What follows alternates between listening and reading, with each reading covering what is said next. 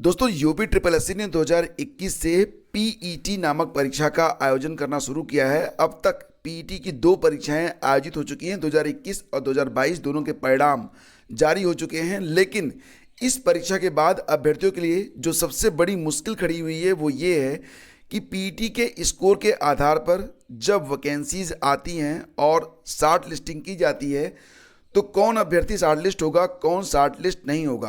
आवेदन करने के बावजूद अभ्यर्थी जो हैं मुख्य परीक्षा दे पाएंगे या नहीं दे पाएंगे, इसको लेकर उनके मन में संशय बना रहता है। तो यहाँ पर जो अभ्यर्थी हैं वो एक कॉमन कट ऑफ की मांग कर रहे हैं। जैसा कि आपने देखा है कि यूपी टीईटी की परीक्षा होती है, उसमें नियमानुसार जो 90 अंक या फिर 82 मार्क प्राप्त करते हैं अभ्यर्थी, वे सभी भर्तियों में आवेदन कर पाते हैं जो कि यूपी टीईटी के माध्यम से होती हैं, जो भी शिक्षक भर्तियां होती हैं। तो इसी प्रकार से यहाँ पर यूपी ट्रिपल एससी के द्वारा पीईटी की जो परीक्षा करवाई जाती है उसमें भी अभ्यर्थी एक कॉमन कट ऑफ की मांग कर रहे हैं। इसका मतलब यह है कि एक निश्चित अंक प्राप्त करने वाले जो अभ्यर्थी हैं वो मुख्य परीक्षा के लिए निश्चित रूप से चुने जाएँ, शॉर्टलिस्ट किए जाएँ। इसके लिए वो चाहते हैं कि बिल्कुल इसे एश्योरेंस उनका बना रहेगा। तो फिलहाल अभी तक होता ये है कि जब भी कोई वैकेंसी आती है, जैसे कि अगर हम कल्पना करें या मान लेते हैं कि कोई भर्ती आ रही है जिसमें 1000 पद हैं, तो उसमें 30,000 से लेकर 50,000 के बीच में जो अभ्यर्थी होते हैं वो चुने जाते हैं। तो कितने गुना चुने जाएंगे और कितनी कट ऑफ जाएगी, इसको लेकर मन में संशय रहता है। अभ्यर्थी मांग कर रहे हैं कि यूपी टीईटी की तरह इसमें भी एक कॉमन कट ऑफ लागू किया जाना चाहिए, और इसको लेकर आज जो जानकारी मिल रही है उसके मुताबिक अभ्यर्थी 5 फरवरी 2023 को एक ट्विटर अभियान चलाएंगे।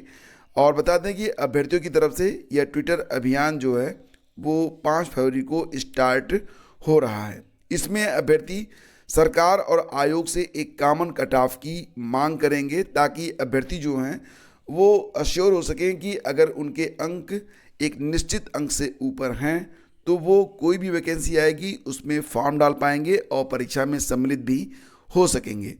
फिलहाल आज ये अभियान 5 फरवरी को चलाया जाएगा और देखते हैं कि शाम तक इसका क्या परिणाम सामने आता है।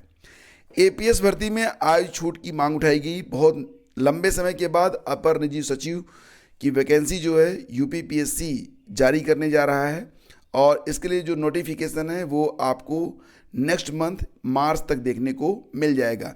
इसमें आवेदन करने के लिए जो एलिजिबिलिटी है वो यही है कि अगर आपने ग्रेजुएशन किया है प्लस ट्रिपल सी, मतलब कोई भी कंप्यूटर सर्टिफिकेट, या तो ट्रिपल सी हो या कम से कम 1 साल का कोई भी कंप्यूटर सर्टिफिकेट आपके पास हो, लेकिन ये मान्यता प्राप्त संस्था से होना चाहिए, भारत सरकार या फिर यूपी स्टेट से, तो आप इसमें आवेदन कर पाएंगे। लेकिन फ्रेंड्स, यहाँ पर चयन प्रक्रिया में शॉर्ट हैंड भी शामिल है और साथ ही साथ टाइपिंग भी करवाई जाती है।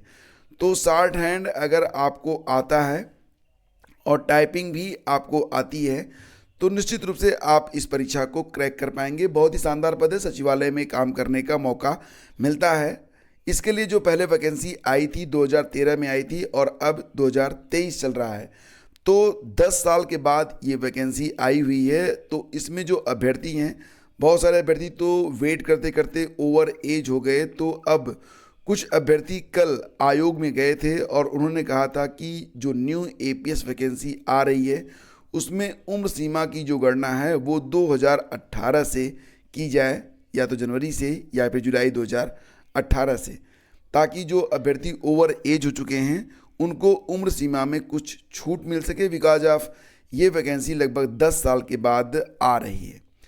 तो फिलहाल फ्रेंड्स, यहाँ पर मुझे लगता है कि शॉर्ट हैंड और टाइपिंग में जो अभ्यर्थी जो हैं पारंगत होंगे, जिनकी स्पीड शॉर्ट हैंड में कम से कम 80 हो, 80 WPM, और टाइपिंग में कम से कम हिंदी में 25 वर्ड पर मिनट हो, तो वो अभ्यर्थी यहाँ पर सफल हो सकते हैं, क्योंकि ये दोनों कलाएं हैं, इसको सीखने में वक्त लगता है। बाकी तो तैयारी जो जीएस और बाकी चीज़ों की है हिंदी की, वो सभी अभ्यर्थी कर रहे हैं। बेसिकली इस परीक्षा में जीएस और हिंदी के आधार पर ही सारी चीज़ें होती हैं, लेकिन शॉर्ट हैंड और टाइपिंग जो होता है ये कंपलसरी है, और जो लोग शॉर्ट हैंड या टाइपिंग में क्वालिफाई नहीं कर पाते हैं वो बाहर हो जाते हैं।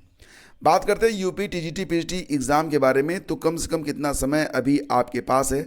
देखो फ्रेंड्स, यहाँ पर मैं आपको बता दूं कि चयन बोर्ड के द्वारा या फिर शिक्षा बोर्ड के द्वारा, दोनों में से किसी भी बोर्ड के द्वारा ये परीक्षा करवाई जाए। अभी तक ये बात बिल्कुल डिक्लेयर नहीं हो पाई है कि यूपी टीजीटी पीजीटी की परीक्षा कब होगी, और इसके बारे में कोई भी ऑफिशियल डिक्लेरेशन नहीं आ रहा है। लेकिन जो परिस्थितियां वर्तमान में हैं उसके मुताबिक एक आंकड़ा लगाया जा सकता है, एक अनुमान लगाया जा सकता है।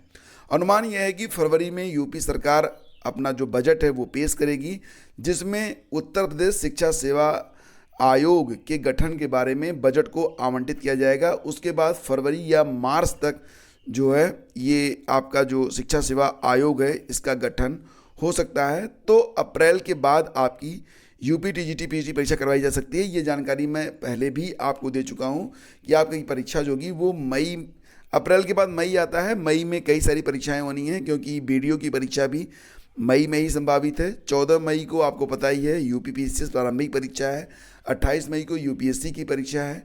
तो ऐसी कंडीशन में यहाँ पर यही प्रतीत होता है कि ये परीक्षा जून या जुलाई में जा सकती है। फिलहाल आपके पास कम से कम 3 महीने का समय है, और वैसे भी ये जो परीक्षा होनी है ये कम से कम 4 दिन लेगी, शनिवार रविवार 2 सप्ताह में ये परीक्षा कंप्लीट होनी है। तो मिला जुला के आपके पास कम से कम 4 महीने का प्लस ही समय है, कम नहीं है। तो अगर आपने अभी तक तैयारी शुरू नहीं की है, सीटों की संख्या क्योंकि कम है तो प्रतिस्पर्धा बहुत ज़्यादा होगी, और जिन्हें पढ़ना है वो पढ़ भी रहे हैं। तो आप कितनी तैयारी कर रहे हैं ये कमेंट करके आप हमें ज़रूर बताएं। चलो आगे बढ़ते हैं। और देखो, यहाँ पर जब नौकरी के लिए इतनी मारामारी मची हुई है तो एक एक सीटें जो होती हैं वो काफ़ी अहम हो जाती हैं। 1 फरवरी से लेकर 2 फरवरी के बीच में अगर आप चाहें तो यहाँ पर एक वैकेंसी आई हुई है, जिसमें प्राइमरी टीचर के लिए पद हैं, और इसमें शुरुआत होगी आपकी 40,000 रुपये से, और आपकी सैलरी क्रमशः बढ़ते बढ़ते 1,10,000 रुपये तक जा सकती है।